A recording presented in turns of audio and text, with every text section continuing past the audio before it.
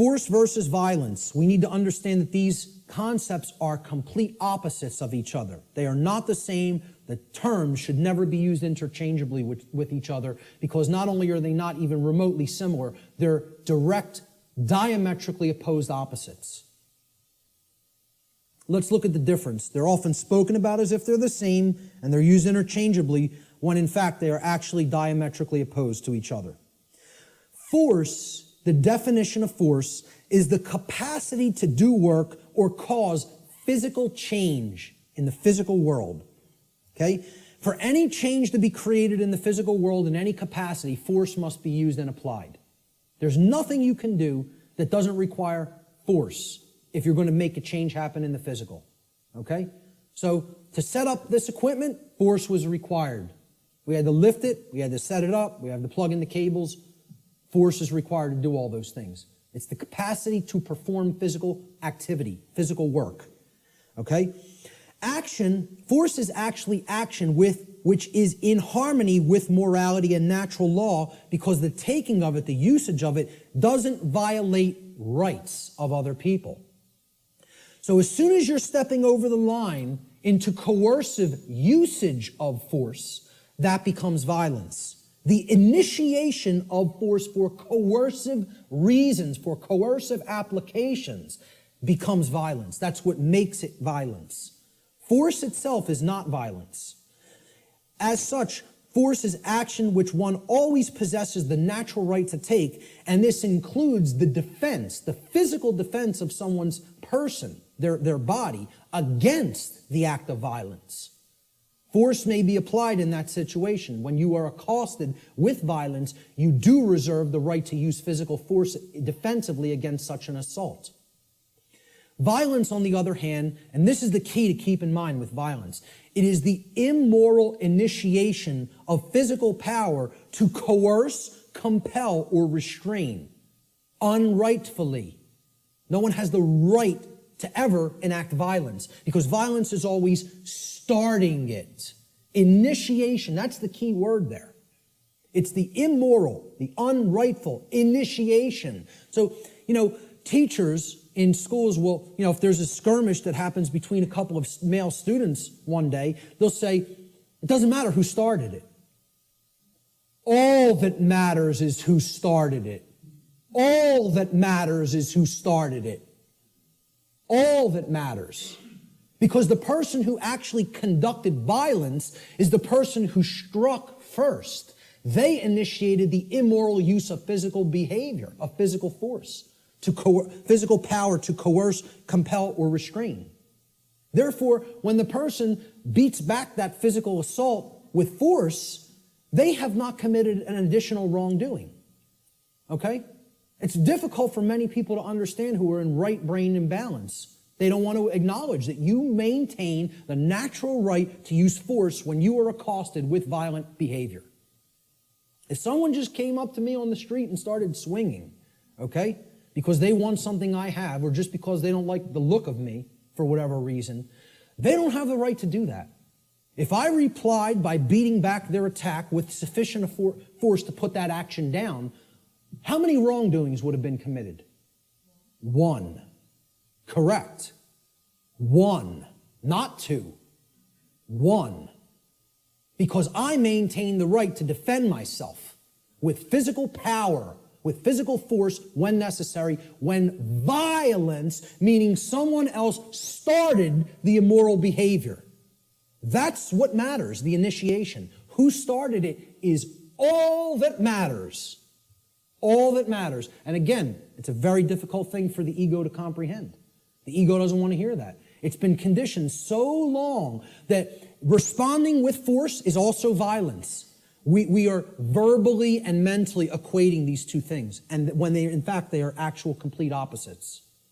Okay, if a kid got hit by somebody else in a school, and then that other kid maybe even said once, stop what you're doing, and then when the other kid wouldn't stop, he punched him and knocked him out. Okay, I would ask other people, who struck first? And if the kid lying on the floor struck first, I'd say you got what you deserved. That's it. Because that person had a right to defend themselves. You had no right to strike him. You initiated the violence. He responded with defensive force. Many people don't want to hear that because they're very conditioned. And I'm not saying you have to do that. You also reserve the right not to do that. But the right does exist. Both rights exist. You would have the right to not respond with physical force, but you would have the right to respond with physical force. See, that's a free will decision that the person has the right to choose between those actions. I don't even look at either one of them as the high road. You know? Personally, I think if somebody keeps beating somebody and keeps conducting violence to them, and the other person keeps accepting it and never rebels against it and never uses any force to put it down, I almost look at that as the low road. I'm not a pacifist. Not a pacifist. Okay? I am 100% about non-violence, meaning don't initiate harm to other people. Don't start it. Don't start none, won't be none. In street lingo. That's how it really is. Okay? But if somebody else starts it, they're asking to be put down with the amount of physical force that is required to put down the act of aggression. Violence is coercive action. See, that's the key. It's always coercion. Saying, you're going to do what I want you to do, or then I'm going to strike. Then I'm going to commit the act of violence. It's coercive. It's action which is always in opposition to morality and natural law for the very reason that it involves the violation of others' rights. That's why it's called violence. It's a violation. The act of violation it resulted in violence. Your rights have been violated. That's why it's called violence. It's the same root word. Violence is action which one never possesses the right to take, ever. There is no such thing as the right to commit violence. Doesn't exist. Because violence is the immoral initiation of physical power to compel, coerce, restrain, which no one has the right to do. No, you don't have the right, no one does have the right to initiate that type of action. Force, on the other hand, there is a time and a place to exert that force in a defensive capacity. All right, so we'll talk about that here. This piece of trash comes up to somebody on the street and says, give me everything that's valuable. I want your shoes. Oh, they're leather? Take them off. Take the wallet out, all the jewelry. Give me your purse. Give me your wallet. Okay? It's called a thug. Nobody would believe he has the authority or the right to do that, and we would have the moral obligation to obey this criminal. You know, if the criminal started calling himself government, we might start believing him. Right? But let's say somebody on the street saw what was being done, took out their own 9mm and blew this guy away.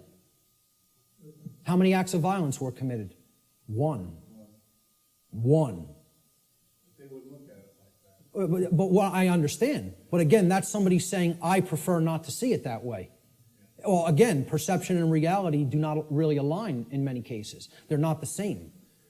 That person is incorrectly perceiving what is. They're not seeing the truth. And many people don't want to hear that that's the truth because they're very conditioned and they are very well-behaved slaves. You know, as harsh as that is to say, they don't want to understand that the inherent right to use force against violence exists and is always our right. Always. Now, I'm not telling you go out and immediately do that either because the perception is so screwed up in the body of humanity that the majority of people don't believe that would be a right. And they'll persecute you for doing it. You see, the self-defense principle is continuously being eroded. Human beings possess the natural right to defend themselves from violence with defensive physical force. A person who is accosted by violence possesses the right to stop the person who is conducting the violence from continuing to do harm to them with any amount of force that is necessary to stop the attack or the assault, okay, up to and including deadly force. I would say, if you want to be nice about it, give the person one verbal warning to stop. Say no once. After that, it's on. That's it. And that's really my policy. Okay? That would be my policy on the street with an individual. The problem is here, the so-called authorities of the government, like you say, don't want to see it that way, and they're constantly trying to take this right away from somebody. They're constantly trying to say, no, we own the monopoly on the usage of force, and all you may do is wait and be accosted and assaulted until one of us shows up. Well, you know what that's called? It's called a big crock of bullshit, is what that's called. And it shouldn't be accepted by anyone who has any common sense. Shouldn't be accepted by anyone. Unfortunately, again, like I said, people are very, very well conditioned. And they think that this is an example of two wrongs don't make a right. There's no two wrongs committed there. There's one wrong committed, and then there's a right that is being exercised. Big difference between exercising a right that involves the defensive use of force and committing a wrongdoing which involves the initiation of violence. And people got to get clear on this. They have to get clear on it. So the question becomes, does violence magically become a right when it's conducted by government? When they shut down people's free speech rights and assembly rights? Or when they conduct direct theft from people through what's this euphemized form of slavery called taxation? And like I said, I'm not asking you to accept or believe taxation is slavery. I'm telling you, if you don't understand that, you're wrong. I don't care what you think. I'm telling you it is that way in truth and in reality. Taxation, slavery. Shutting down of people's rights is slavery. Telling people what they may or may not put in their body is slavery. It's not my perception. That's what is. Okay? And that's what we're accepting as a people. We're accepting that. These people have no more right to do it than any other individual would. And this concept brings us to the way I try to define and explain to people what real spiritual enlightenment is. Because what the New Age community is telling you that an enlightened being looks like is equally as a big crock of bull of what people who don't understand self-defense, the self-defense principle, believe. Okay? Enlightenment is not what this New Age nonsense community is trying to tell people that it is. All right? It's not about not taking action and sitting under a tree and meditating until you're magically enlightened. Okay? Enlightenment means knowing what's going on around you. Enlightenment means knowing what's going on within you. Enlightenment means truly knowing the true objective difference between right and wrong and living that in your life on a daily basis. Enlightenment means not aggressing upon your fellow human beings, but not agreeing voluntarily to be aggressed upon by them either. Okay? There's two pillars, two dynamics that go hand in hand with real enlightenment. I call this the two pillars of enlightenment. Okay? So here they are. The first pillar is the sacred feminine principle. This has been called the non-aggression principle. All right? It is the simple law of don't engage in violence. Or, quite simply put, don't steal. Don't steal. We talked about that. That's what all spiritual law can be boiled down to. Don't steal from other people. Don't take what isn't yours. Don't take life that isn't yours. Don't take property that isn't yours. Don't take rights that aren't yours. They're the property of others. Respect their ownership. Okay? Most people can grasp this pretty readily. Okay? And even in the New Age movement, they grasp this. In other words, don't immorally initiate non-rightful use of physical power to coerce, constrain, or compel the rightful physical behavior or free will choice of another sentient being. Respect other people's free will, their rights, their property, their life, period. Real simple. It's the golden rule. Don't do things to other people that you don't want done to you. I always state it in the apophatic, in the negative. It's much more powerful that way. But there is a second principle, a second pillar or tenet of enlightenment, if you will. This is the sacred masculine principle. This is what religions of the world, whether they be government, organized religion of different regions of the world and cultures, the New Age movement, all right, this is what they are seeking to suppress. Because religions are right brain modalities. They're right brain methods of mind control. Just like government, who thinks it's a monopoly on the physical use of force, that's a left brain imbalanced mindset. All right? The second pillar of enlightenment is the sacred masculine principle, which is also known as the self-defense principle. Your body's your property. You have a right to defend it when it comes under attack by violence. This principle states sentient beings have the inherent right to use force to defend themselves from violence conducted upon them by another. This is the part many people don't get. You know, that's why we're not rebelling against our slave keepers, our slave masters who are masters of other people in their own sick, distorted, psychopathic minds and are nothing but thugs and criminals that people magically believe have the moral authority to continue to do what they're doing just because they euphemize slavery and call it government now. That's the sacred masculine principle.